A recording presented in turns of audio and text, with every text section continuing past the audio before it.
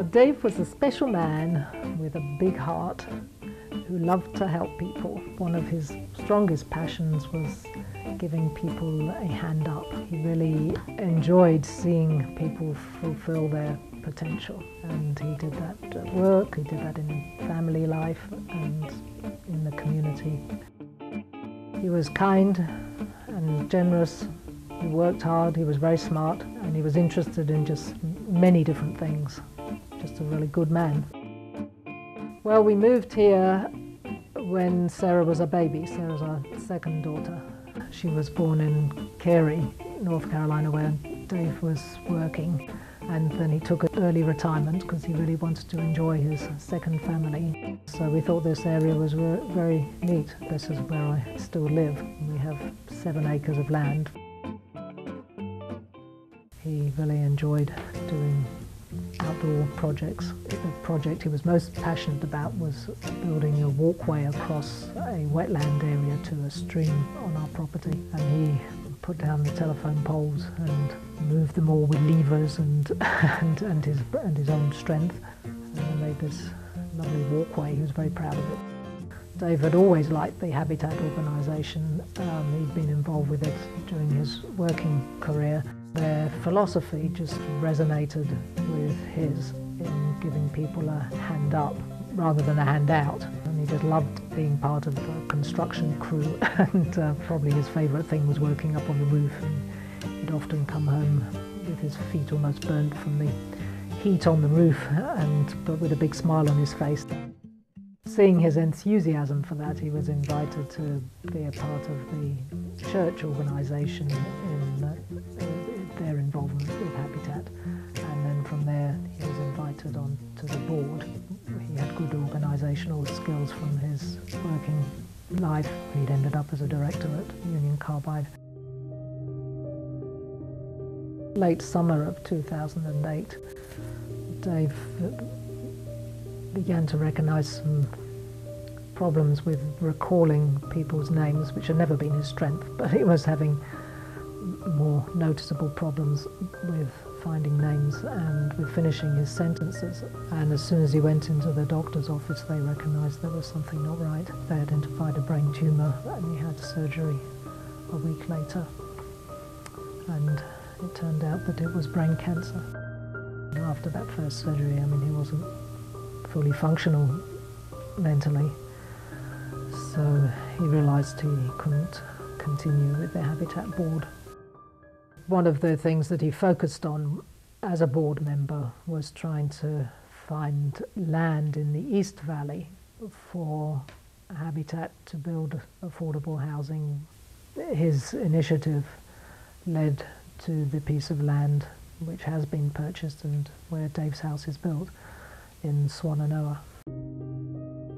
After the tumour came back in April, then it became gradually more and more challenging. The second surgery went well, but it came back again very quickly after that. He did some more chemotherapy, and the chemotherapy, they gradually became more aggressive, and his quality of life went down, and he was more and more challenged mentally and then physically.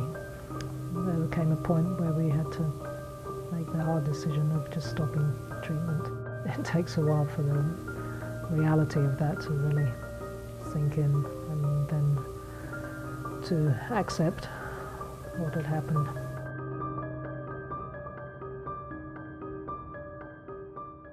Sort of randomly I got information about the women's build on the email at the beginning of 2011.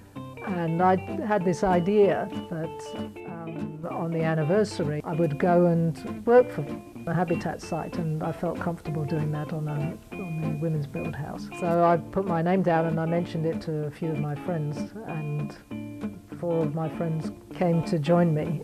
And then coincidentally, Betsy Warren came to join us as well, and she was so delighted when she saw that I'd volunteered and when I told her why I'd volunteered.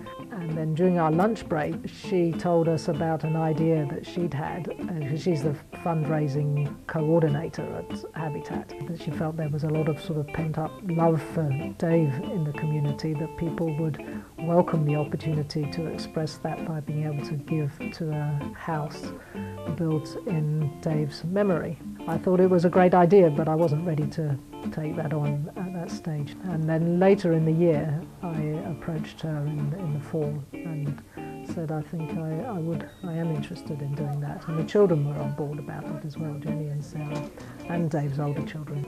So then I talked with Betsy, and she said that I could lead a fundraising campaign to raise about $55,000, which sort of was such a daunting figure. So I asked some of my friends whether they would like to be involved with such an enterprise, and several of them signed up enthusiastically, and we had our first committee meeting and decided to call the house Dave's House. We started with an open house, really as an informational event. I think about 100 people came, in fact. That set the scene, and then we sent a Christmas letter out asking people to consider alternative giving. Before I knew it, we had like $10,000, and that figure just kept going up. It was very nice, you know, after just a few more months it was at 15,000, and then we were approaching 20,000. Our other main fundraising event was about a year later. Thank you all for coming to support Dave's House and the Habitat for Humanity event today. First thing we're going to play is Blackberry Blossom.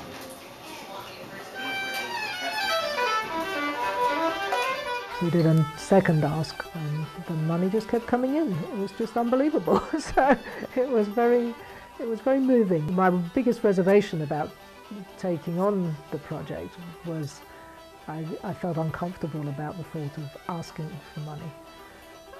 But the reality and the living of it was that we hardly had to ask, and we just let it know it was happening, and the money came in.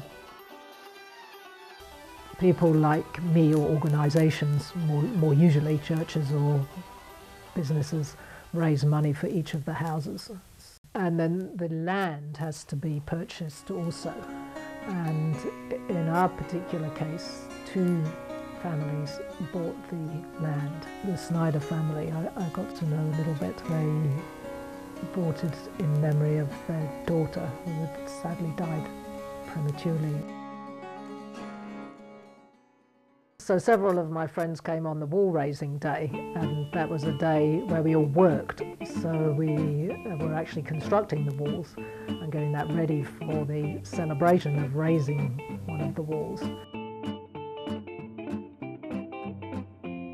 A lot of people came, and it was a beautiful day. Betsy had the idea of people calling out words that resonated with their memory of Dave. Things like love and kindness and generosity and things like that, and we put them all on sticky notes, which we put into the wall space. And then the Snyder family had this lovely, very sweet idea of putting their daughter's picture in the wall space, but I went back and put a picture of Dave into the wall space. The whole journey was a healing journey for me. I couldn't have done it right away. It was a year and a half after Dave passed, and over the next 2 years that was very much a part of my healing journey.